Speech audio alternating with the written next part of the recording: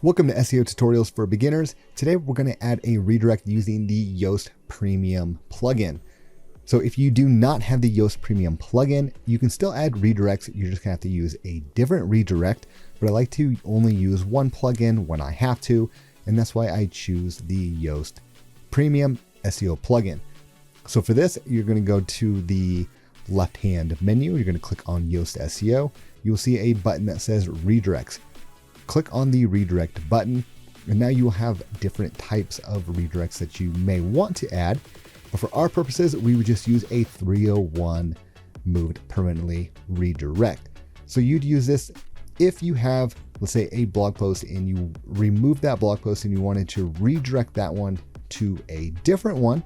You would just come here, type in the URL or the slug of the old blog post, and then you would put it where you want that blog post to redirect. And that / that would just indicate that we go to the home page for this example. From there, you just hit redirect, and you will see that the redirect has been added successfully. From there, if you want to test that redirect, you would just come over here and click on the button right here where it says old redirect, and that will try to open up your new page. And then hopefully that old page will be redirected to the new one.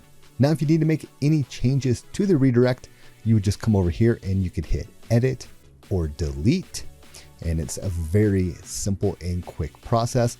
Now with the the Yoast Premium SEO plugin, once you do delete a page, it will ask you if you want to redirect that page, and then all you have to do is hit yes or no. They will provide some options.